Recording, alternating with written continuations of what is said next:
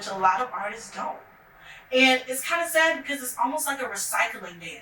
We're recycling music. But when are you going to create your own music? When are you going to create your own art? When are you going to do your own thing? When are you going to create your own way? When are you going to be able to make songs that deserve to be, or that are works of art that could be used as a sample? We can't sample a sample. If y'all keep sampling music, there ain't going to be no more music to sample.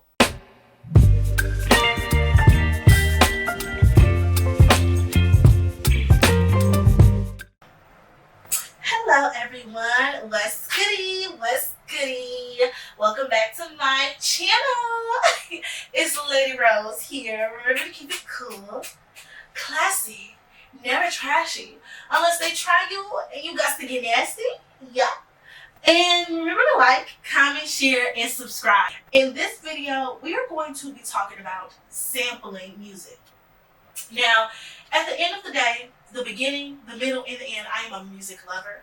I am a music critiquer. I am a music critic. I am very harsh when it comes to music, especially with the current state of music. So, let's just get right into it. So now, what is music sampling? Music sampling, basically to sample means to record or extract a small piece of music or sound digitally for reuse as a part of a composition or song.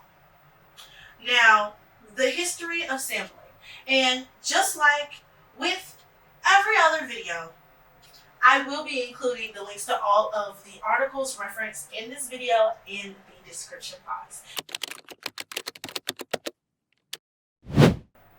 Now, in the early 20th century, in New Orleans and beyond, jazz musicians sampled little bits of melodies, hooks, and progressions from their peers.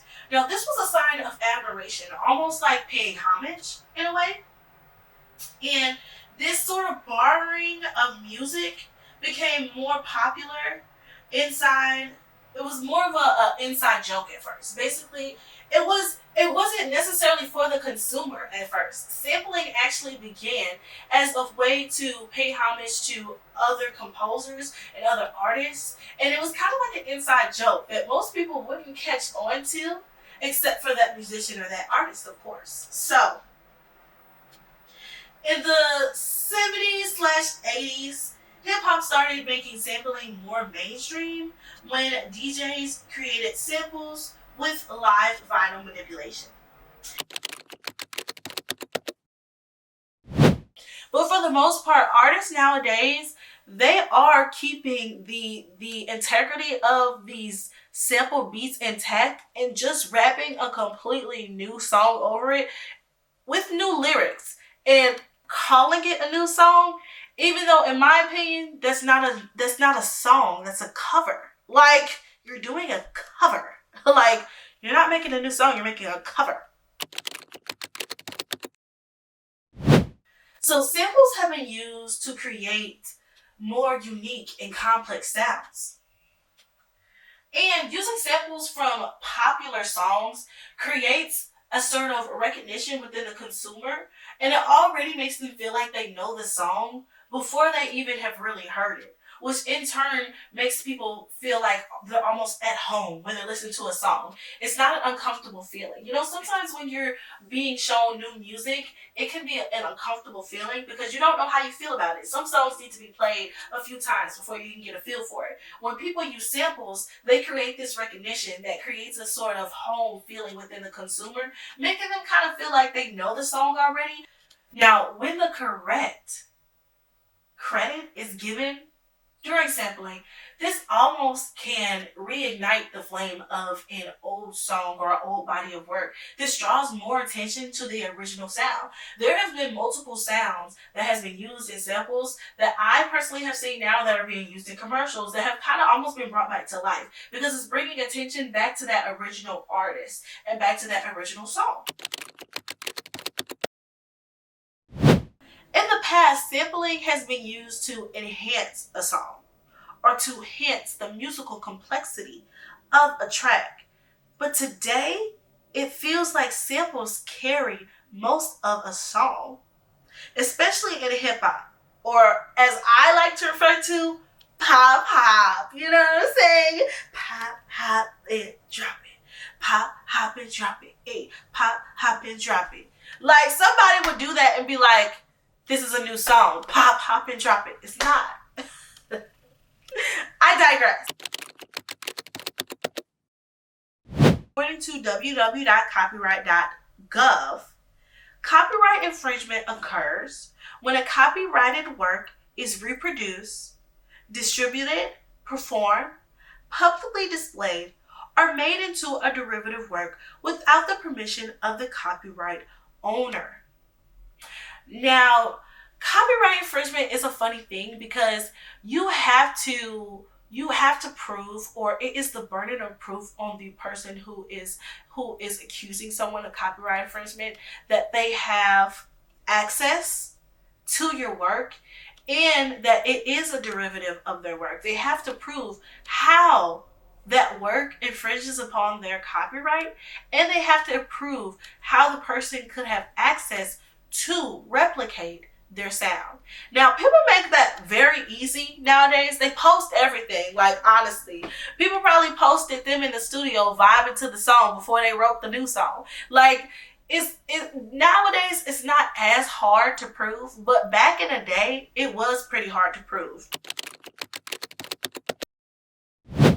This recently happened with Rod Wave and Boosie. Boosie called Rod Wave out, basically saying that he sampled a piece of his work and didn't give him credit, or at least didn't run it by him. But Boosie didn't own the publishing to that song. From my understanding, Rod Wave cleared it with the publishing company and not with Boosie. While it would have been in good taste to clear it with Boosie first, he had no obligation to clear it with him. That's why ownership is very important. We talk about all this money we have. We talk about all these bands, all these clothes, all these hoes. But what do you really own if another company has the right to your work? It's kind of crazy. Now, samples also have promoted laziness. Now, Jack Harlow is a perfect example of using samples to carry a song. Like, his recent song, Lovin' on Me, has been a success. And I like the song, but we all got to be honest and say that the sample carries the song. Without the sample, the song really isn't nothing.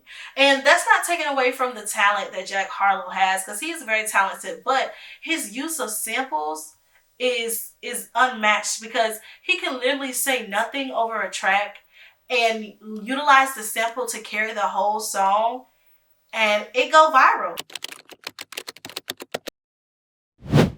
And in today's time, a good example of sampling to me would be On My Mama by Victoria Monet. While she does use the sample to amplify the song, she creates a whole new song from the original sample. And she even credits the artist, and she even invited the artist to be in the music video, further paying homage to him. I feel like that was a perfect example of doing the sample right. And even doing the sample with Big Energy that Lotto did, she did a whole remix with Mariah Carey. Even though I don't believe that was Mariah Carey's original song. I think Mariah Carey sampled that song from another band. Correct me if I'm wrong, but she tried to pay homage to who she believed was the original creator of the song. Now, Kanye West is another good example. Even though he has had issues with copyright infringement in the past, I will say that Kanye uses the sampling techniques to a T. He creates a whole new body of work using samples beautifully. He interchangeably and integrates the samples within his tracks and creates something beautiful. It's literal art. And I would say Kanye West is a very good example of someone who uses their samples correctly. But I think that part of the issue with sampling nowadays is the sense of entitlement from artists. The way that Stunna goes online and she calls herself calling out Sierra's team. She says, "I literally hate when producers use samples. These artists be acting like they made the beat It's so many people that use that beat, but Sierra team writing me saying she personally contacted them about me. But anytime I done used the beat that was sampled by a white artist, they didn't give a F. You can't compare a white artist's experience in the music industry to a black female artist. We as artists and black female artists experience the most scrutiny in the music industry. If you do not credit the original artist's work, that in turn erases us. That erases our legacy. And you're going to need to put some respect on the queen icon, beautiful queen lady of the motherfucking 90s herself, Sierra. Okay? If Sierra don't want you to use her music, she don't want you to use her music. Last time I checked, public domain was 70 years from the artist's work.